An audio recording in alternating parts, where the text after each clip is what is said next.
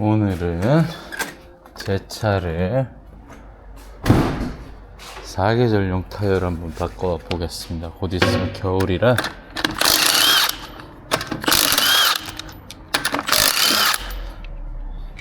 서킷용 타이어를 빼고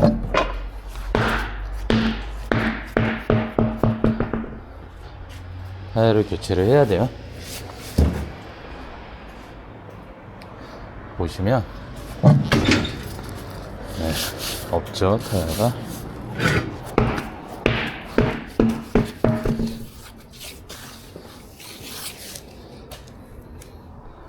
바꿀 타이어는 가성비 넥센 엠페라 프리머스 AS T1입니다. 사이즈는 어차피 데일리용으로 탄 타이어라 폭을 많이 줄였어요. 둘드로 45118 둘드로로 줄이면 연비가 좋아지겠죠? 접지면이 좁아질수록 연비는 좋아집니다.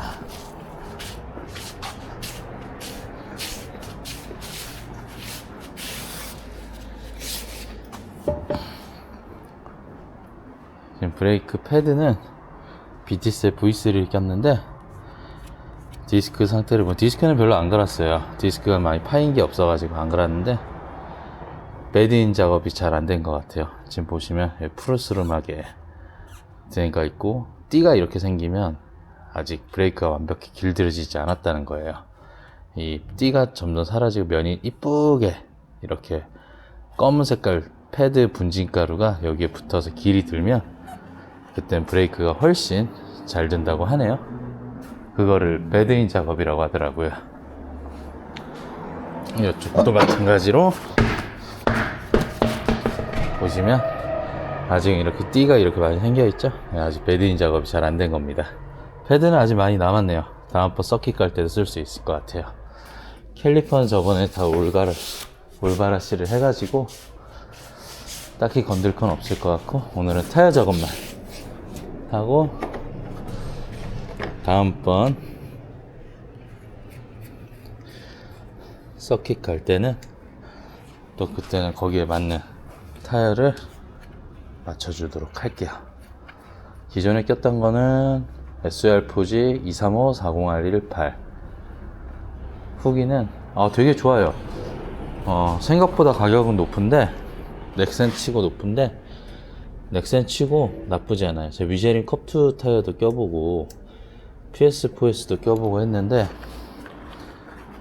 거기에 딱히 꿀리지 않아. 오히려 더 좋은 것 같아.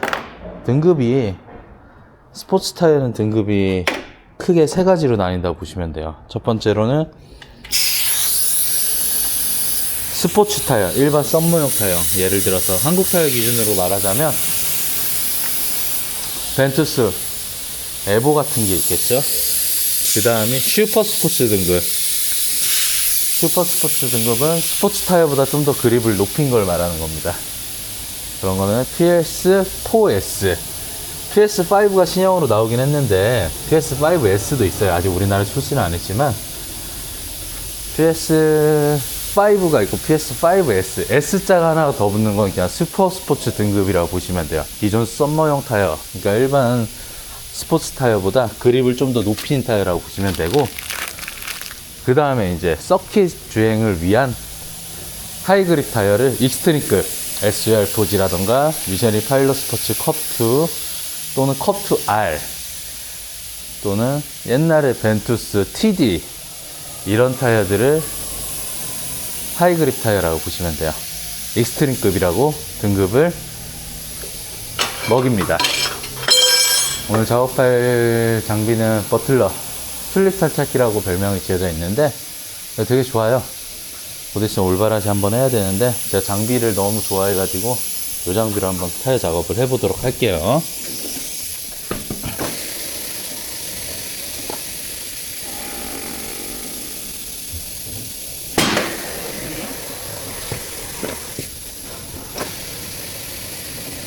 이렇게 비드를 떨어뜨려 줍니다. 이 도끼질이라고 하는데 우리나라 말로는 정식 명칭은 비드 브레이크라고 해요. 비드 브레이커, 비드를 파괴한다? 뭐 이런 뜻인데, 요렇게 비드가 타이어 옆면을 누를 수 있죠. 그래서 타이어 림하고 비드를 떨어뜨리는 역할을 하는 거예요. 이 작업을 제대로 안 하면 나중에 타이어를 뺄 때 휠에 기스가 납니다. 보통 타이어 가게에서 기스가 나는 이유가 빨리 하려고 하다 보니까 비드 브레이커를 꼼꼼하게 사용을 안 해서 타이어를 뺄 때 힘을 많이 받는 경우가 있어요.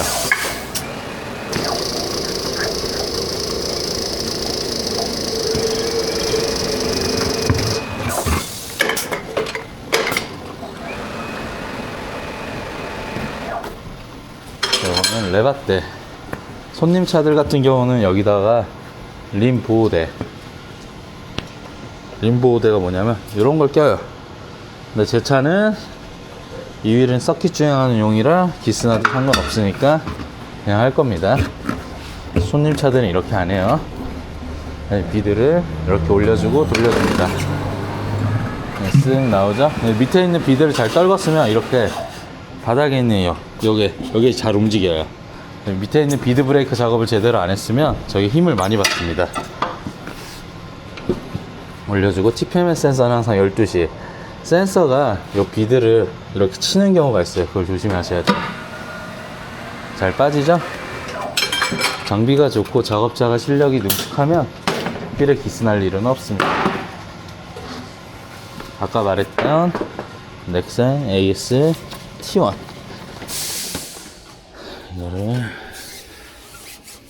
저는 이 타이어를 왜 끼냐, 간단하게 말하면 안 팔렸어요.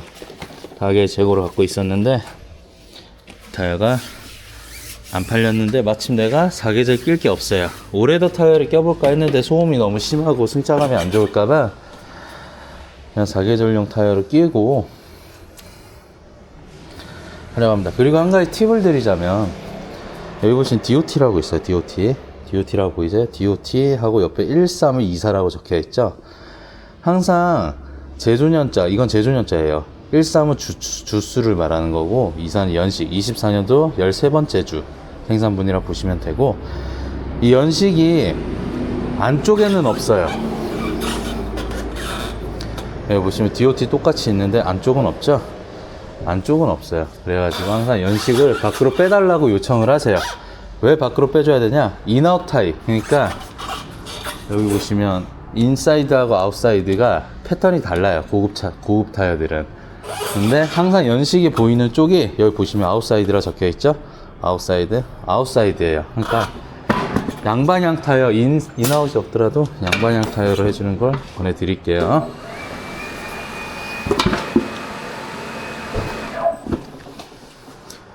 휠 옵셋은 8J면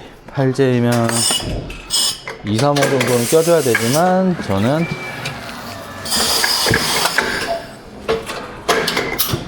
둘드로를 끼겠습니다. 연비와 승차감을 위해서. 타이어 하나가 예쁘게 말아졌고요. 공기압은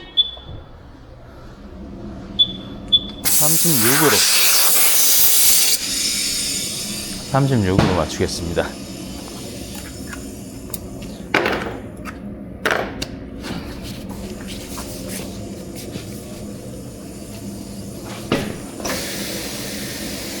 비드 브레이커.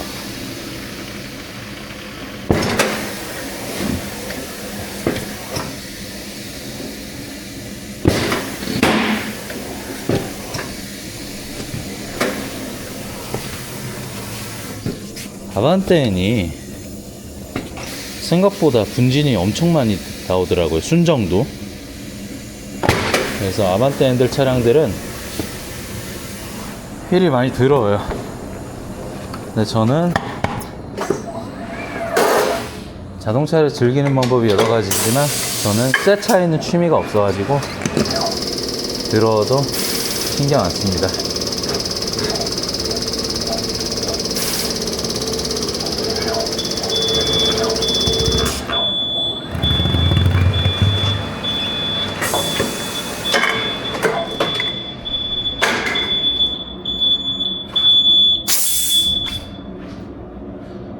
휠의 옆면에 보면 이렇게 프레스 포지드라고 적혀 있어요. 이게 뭔 말이냐면 압축기로 눌러서 만든 휠이다, 즉 단조 휠이다. 주조는 쇠를 부어서, 틀에 부어서 만드는 휠을 말하는 거고, 단조는 쇠를 찍어냅니다, 압축기에다가 모양을 만든 상태에서. 그럼 뭐가 좋냐,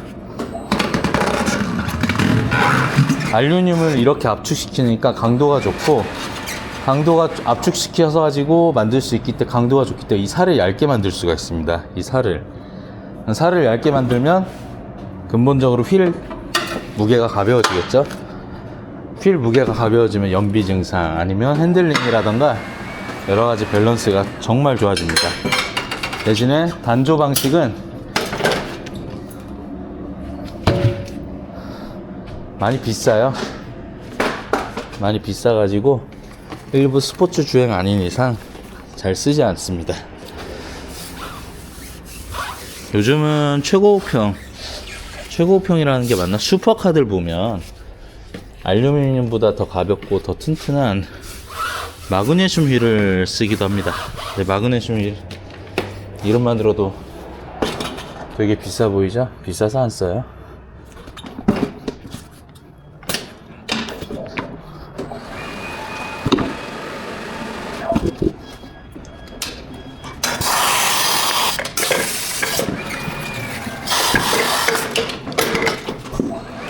맞아.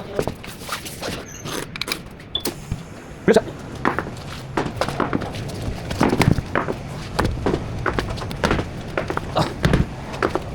맞아.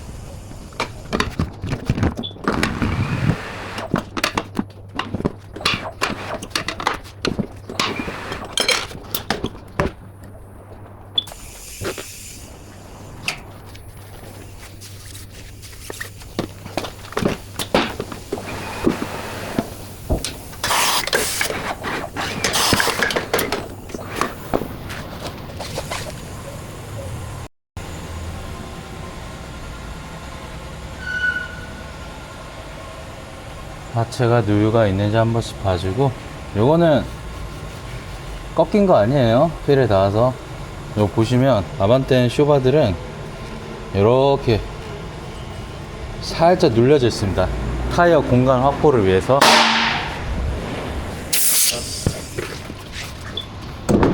근데 M 퍼포먼스 휠들은 이게 단조 휠이라 그런지 몰라 진짜 가볍네요. 진짜 가벼워요. 모닝 타이어보다 더 가벼운 것 같아.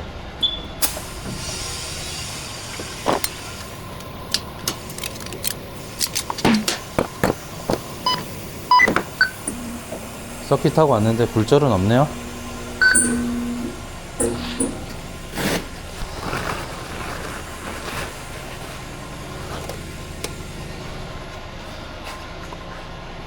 왜 미쉐린 타이어가 최고냐면, 밸런스를 보면요, 이 낙그람 수치가, 미쉐린 타이어는 어떤 타이어를 껴도 붙었던 위치에 그대로 붙습니다.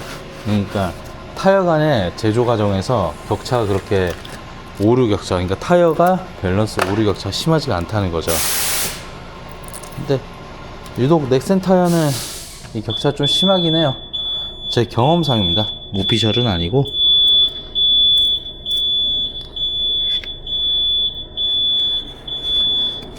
미쉐린 타이어는 저는 비싸지만 돈값 한다고 봅니다. 자, 그라미 제로제로가 떴죠. 이런 밸런스가 잘 나오는 겁니다. 스티커 떼주고 굵직해주고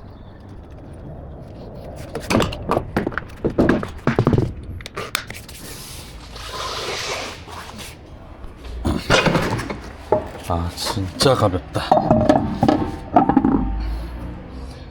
제가 여태 동안 겪은 18인치 사제일 중에 제일 가벼운 것 같아요. 이 휠이 좀 이슈가 있죠. 무슨 이슈냐면 넥센 앵컵에서 하이그립 타이어, 앵컵에서 쓰는 타이어는 거의 슬릭 타이어급의 소프트한 타이어가 들어갔거든요. 그립력이 엄청 높았어요. SR 포지인데 앵컵에 들어가는 건 SR 포지 M이라고 적혀 있습니다. 근데 그 그립이 엄청 세다 보니까 인제 코너에서 하중을 많이 받을 때 여기에 림하고 비드가 분리되는 그런 일이 있었다 하더라고요.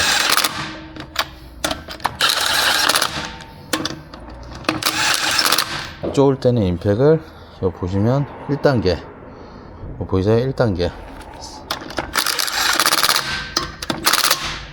왜 1단계 쪼으냐면 바퀴를 살짝만 쪼아놓고 규정 토크로 쪼이기 위해서 1단계로 쪼입니다. 1단계로 쪼은 다음에 토크렌치로 쪼아야지 정확한 토크가 들어가는 거예요. 막 임팩으로 쏘고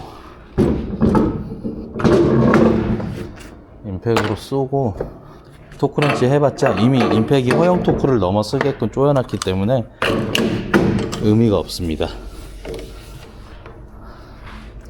1도 의미 없어요.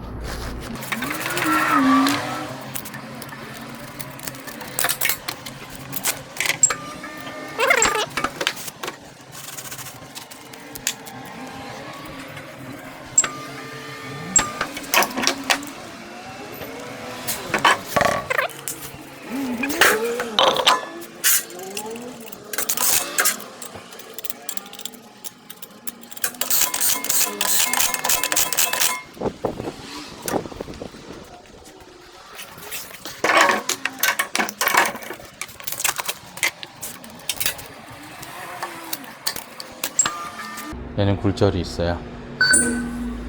살 때부터 그랬어요. 그래서 얘는 보여드릴게요. 휠이 굴러가는 거 보세요. 울렁울렁하죠? 이 안쪽 어느가 이렇게 굴절이 생긴 거예요. 근데 저 정도 굴절은 차체 떨리면 올라올 정도의 굴절은 아니에요.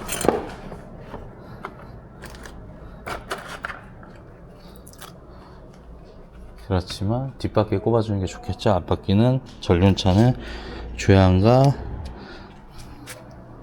제 견인력, 그러니까 출력을 올라가니까 앞바퀴에 꼽으면 안 되고 뒷바퀴에 꼽겠습니다. 굴절이 있으니까요.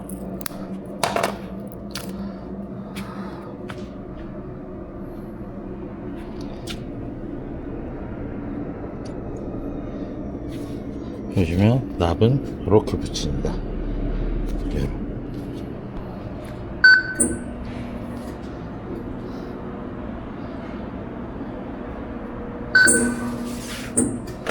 자, 굴절이 있는데 OK 사인 떨어지죠? 굴절이 심하면 납을 아무리 붙여도 휠 밸런스 기계에서 OK 사인 떨어지지 않아요.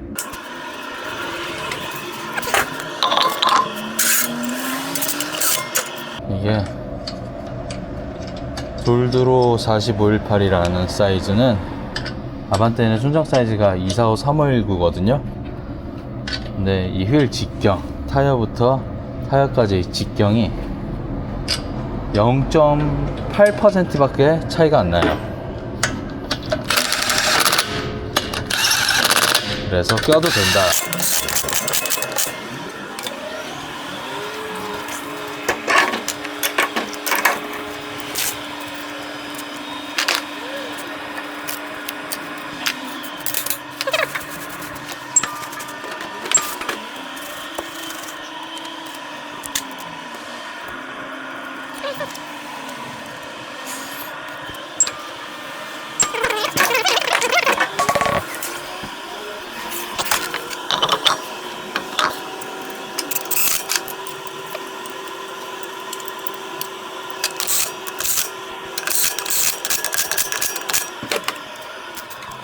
팔을 내리고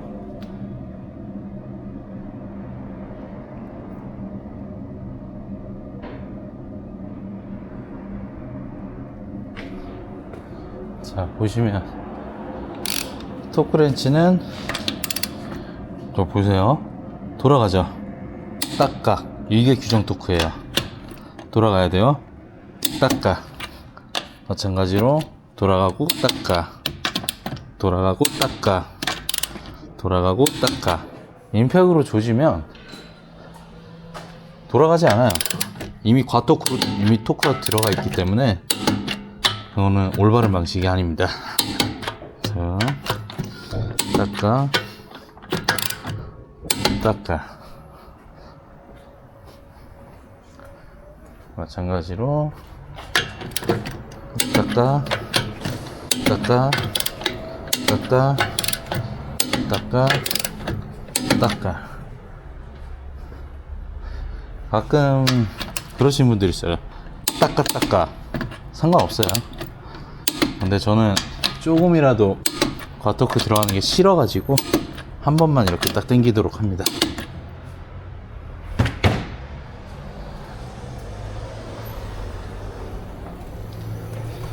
바람은 연비 주행을 위해 38 넣을 거고